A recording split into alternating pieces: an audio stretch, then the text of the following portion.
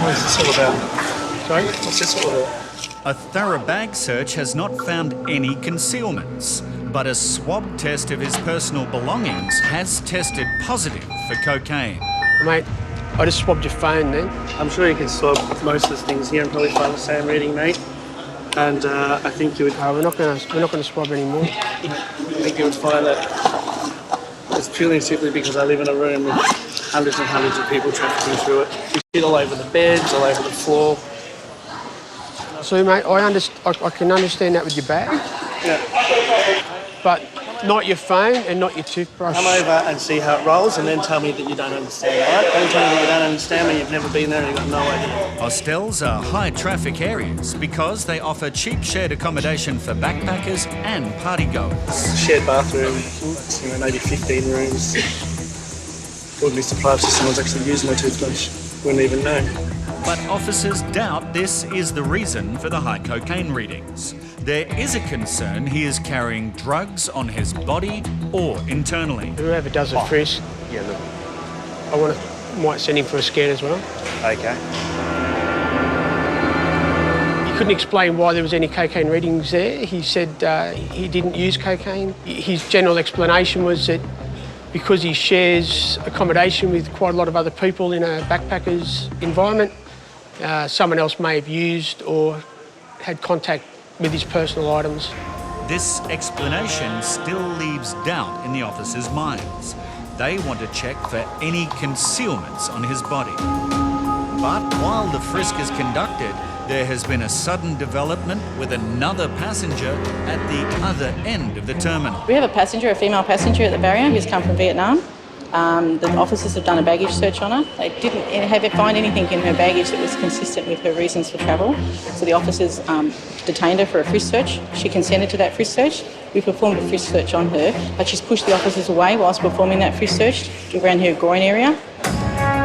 Her reaction is highly suspicious and could suggest that she may have a concealment on her body. So a detector dog is brought in.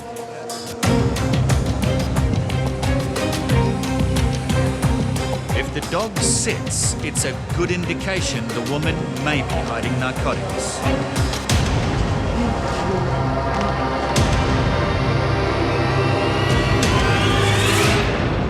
Customs and Border Protection officers have just finished a frisk search of an Australian man returning from a long trip throughout Thailand.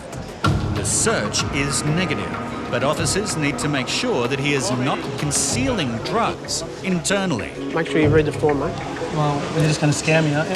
That's going to be Yeah, but just You read it. Right, so you want to basically stick something up my ass now? Is that No. We get you to stand on a conveyor belt. You go into a machine and back out. Takes about a minute or less than a minute. And there's no radiation involved? There is. It's an X-ray, right? It's low dose X-ray. It's a lot lower dose than what you would get if we send you to the hospital to do the same thing. The passenger consents to the body scan, which will give officers a conclusive answer as to whether he is carrying any drugs internally. The scanned image is sent to a radiologist and the passenger is given the all clear. Okay, came back negative. Thanks for your time, mate. No, Shane. Have a good day, mate. All right, see you later, mate. See ya. So obviously I'm free, so there was no drugs inside my body. Interesting experience, but they were lovely about it. There was no overexertion. They were quite nice about it. Although this passenger is free to leave, a woman down the other end of the terminal is not going anywhere after she stopped a frisk search halfway through, and a detector dog has given a positive response to the presence of narcotics. So now we're going to take the passenger into her interview room to see if there is anything concealed on her body. Once in the interview room, an interpreter will assist officers to communicate with the woman. But as soon as the interview commences, there is a major breakthrough. We've now taken the passenger into the room. We've got an interpreter on the phone because there was a language barrier. The officers have asked the lady if she was concealing anything on her body and would she like to show them, and she's produced a packet. It's a small plastic bag that will be taken to the tool room for testing. And it appears that there are a number of large rubber-coated pellets that are usually swallowed to smuggle narcotics internally. While the interview will continue to establish if she does have an internal concealment, officers will test the contents of the pellets to determine if they actually contain an illicit substance and isolate what type it is. A swab of the outside of the pellets gives a negative reading, so they will need to open them up to have direct contact with the contents.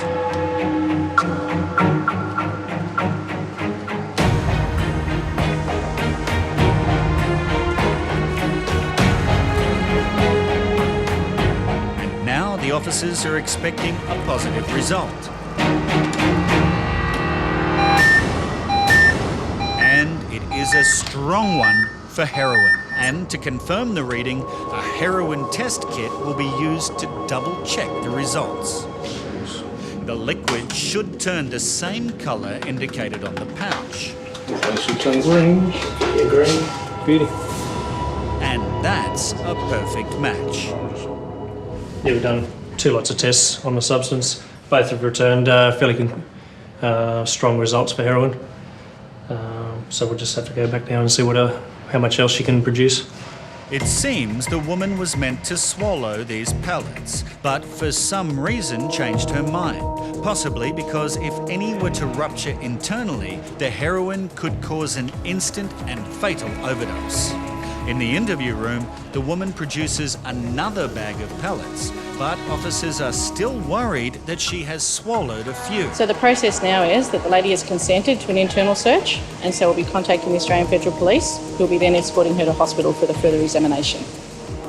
The Australian Federal Police arrive and take the woman into custody and escort her to hospital for the internal exam.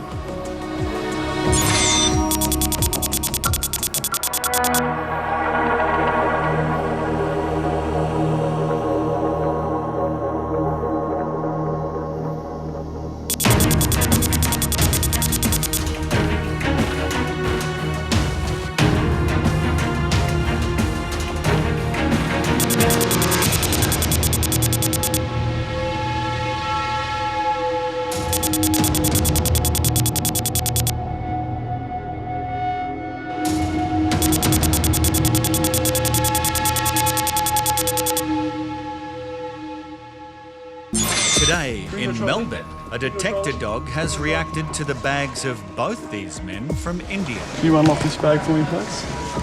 They have not declared anything on their passenger car, but it's not long before a high-risk item is discovered. Is that a plum? What sort of fruit is that? Sir, to eat. Yeah, is it plum? This is, not actually a fruit. It's fruit. Question there says fruit, and that's fruit. No, this we don't call a fruit in India. What would you call that then? It's not fruit, it grows on a tree. I asked you if you understood the questions, you said yes, and you read that as fruit, and that is fruit. I agree, but what we understood So you that... agree? If you agree, how come you didn't tick yes? If you agree that's fruit, and that says fruit, how come you tick no in your passenger card? So, what we understood that when we check out from India, there was a luggage check. So, whatever has been permitted would be, if there would be any objectionable object inside the bag, they would have asked me to remove it.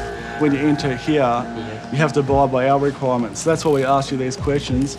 And fruit can pose serious risks of pest and disease to our country. Sir, actually, we don't consider this as a fruit in India. This is something, What would you consider a fruit? I'd like to know.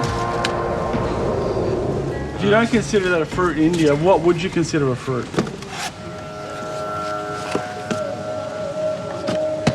I'm not able to explain, but a bit of misunderstanding because we are visiting first time to Australia. That is what I can tell now. On this passenger card here, okay, regardless of whether it's your first time or 50th time when you're entering here, Yes. it says you must answer every question. If you're unsure, to tick yes. It tells you at the top of the card. You've signed down here making a declaration that you're not carrying any of these items, and you are. So by doing that, you're making a false statement. Biosecurity Officer David will now turn his attention to the passenger's friend, who has also been caught with a prohibited item. So when you went up to the dog area, Yeah, at that time this one.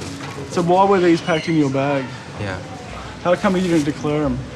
Actually, I said that when I'll entering in the airport from the India, at that time my wife giving to this to me, and in hurry I'll just put it inside. Our dog has detected them. Otherwise, you would have left here with these Yes, flowers yes, in your I- bag, okay? I'll agree that. Yeah, and you're I just forgot you've that. signed the card here saying you understand these questions. Yes, yes. I asked you if you understood the questions, and you said you do. The plums and cut flowers are a high biosecurity risk as they could introduce foreign insects and exotic diseases to Australia. You were given every opportunity to declare on these items, and you haven't declared on these items. That's why you both are receiving a $340 fine today, okay, for what you're carrying. For both men, it's a very expensive lesson. $340, I mean, if I convert into my currency, Indian currency, 15 days work. For us, sir, it is very huge fine. So please grant me a warning for first time, but it is a huge penalty for both of us. That is the last request. You're not offering me any circumstances where I shouldn't be issuing you a fine. Realising that no matter how much he begs, they are not going to be let off, both men pay their $340 fine. Passengers tend to not understand the seriousness of the quarantine requirements of our country. All we ask is people to be honest. If you're honest, we make the assessment, then we can look at the goods and decide whether they're allowed or not, and they can be on their way. No infringement notices, no fine, no potential going to court or anything like that.